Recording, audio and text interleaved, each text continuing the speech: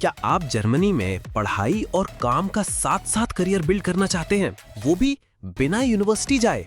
या फिर आप जर्मनी के आउसबिल्डिंग सिस्टम के बारे में कंफ्यूज्ड हैं और सोच रहे हैं कि ये प्रोग्राम क्या होता है और कैसे अप्लाई किया जाए? तो ये एपिसोड आपके लिए है। खुशामदीद है नादान मुसाफिर में, हाँ, जहां हम यूरोप में रहने वाले देसी एक्सपैट्स के लिए लाते हैं रिलायबल और easy to follow informational content. चाहे वो हो रेजिडेंसी, वर्क, बिजनेस या EU सिटीजनशिप। राइट। हम आपके सफर को आसान बनाते हैं स्टेप बाय स्टेप गाइडेंस के साथ। तो सबसे पहले आउसबिल्डिंग होता क्या है? जर्मनी का ये डुअल वोकेशनल ट्रेनिंग सिस्टम है, ओके। जहां आप काम और पढ़ाई दोनों एक साथ करते हैं। हफ्ते के 3-4 दिन आप किसी कंपनी में रियल काम सीखते हैं और 1 से 2 दिन आप स्कूल जाते हैं, जिसे बेरूफ शूले कहते हैं। बिल्कुल। ये कॉम्बिनेशन आपको प्रैक्टिकल स्किल्स भी देता है और थियरी भी।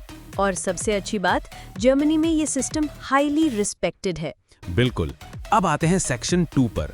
कौन अप्लाई कर सकता है? मिनी 25 में आउसबिल्डिंग के लिए अप्लाई करने के लिए कुछ रिक्वायरमेंट्स हैं। सबसे पहले 12th ग्रेड या equivalent school certificate.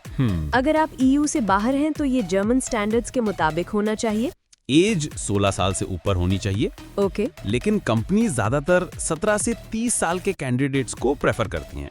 German language ये बहुत जरूरी है, बहुत ज्यादा। कम से कम B1 लेवल रिक्वायर्ड है, लेकिन B2 रेकमेंड किया जाता है। और हाँ, आपको गोथे इंस्टीट्यूट जैसे सर्टिफाइड टेस्ट से इसका प्रूफ देना होगा। और सबसे इम्पोर्टेंट, EU के बाहर के एप्लीकेंट्स को आउसबिल्डिंग कॉन्ट्रैक्ट मिलने के बाद जर्मनी का स्पेशल वोकेशनल ट्रेनिंग वीजा लेना होगा। सही कहा। चलिए अब एप्लीकेशन प्रोसेस और टाइमलाइन को समझते हैं। आउसबिल्डिंग प्रोग्राम्स वो यूजुअली अगस्त या सितंबर में शुरू होते हैं। एप्लीकेशन विंडो का ख्याल रखना बहुत जरूरी है। राइट। बड़ी कंपनीज के लिए 12 से 15 महीने पहले अप्लाई करना होता है मीडियम कंपनीज के लिए 9 से 12 महीने पहले और स्मॉल कंपनीज के लिए 6 से 9 महीने पहले। प्रोसेस के स्टेप्स ये है: अपने इंटरेस्ट के प्रोग्राम्स ढूंढना, जर्मन लैंग्वेज प्रिपेयर करना, जिसमें कम से कम 1 साल लग सकता है B1 तक पहुंचने में, डॉक्यूमेंट्स तैयार करना जैसे CV यानी लेबेंसलाउफ और मोटिवेशन लेटर अनश्राइबन, और फिर मल्टीपल कंपनीज को अप्लाई करना। उसके बाद आपको इंटरव्यू या एप्टीट्यूड टेस्ट के लिए तैयार रहना होगा। राइट। उसके बाद ऑफर मिलने के बाद आपको वीजा अप्लाई करना होगा। ठीक है, तो अब सवाल ये है कि ये आउसबिल्डिंग कोर्सेज कहाँ ढूंढे? इसके लिए कुछ बेहतरीन प्लेटफॉर्म्स हैं। जैसे पहला है मेक इट इन जर्मनी, जो ऑफिशियल गवर्नमेंट पोर्टल है। फिर है जॉब बोर्ड्स, जो फेडरल एम्प्लॉयमेंट एजेंसी की साइट है। इसके अलावा आज़बियो, AUBI+ और ausbildung.com जैसी वेबसाइट्स खास तौर पर वोकेशनल ट्रेनिंग के लिए ही बनी हैं। आप इंडीड जर्मनी या स्टेपस्टोन पर भी एड्स देख सकते हैं। और हाँ, सिटी का चुनाव भी जरूरी है। अच्छा। जैसे म्यूनिक टेक के लिए, हैम्बर्ग लॉजिस्टिक्स के लिए और फ्रैंकफर्ट फाइनेंस के लिए मशहूर है।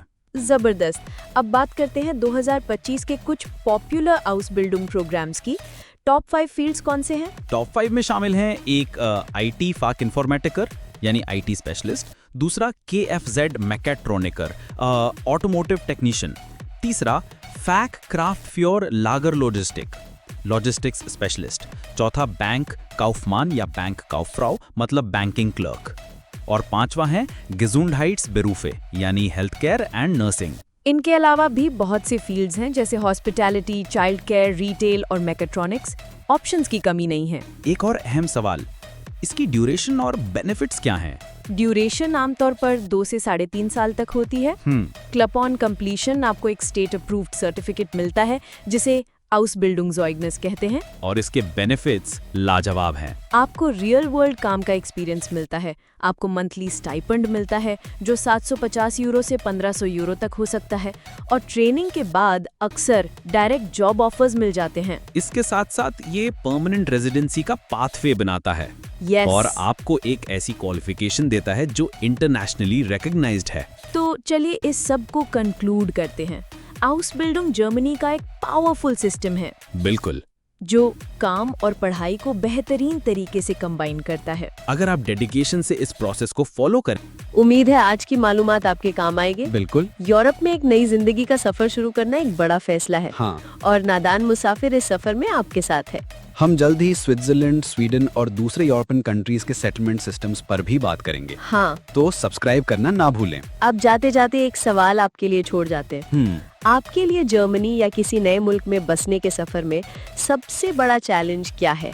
फाइनेंशियल प्रूफ, लंबा इंतजार या एक नए कल्चर में एडजस्ट करना?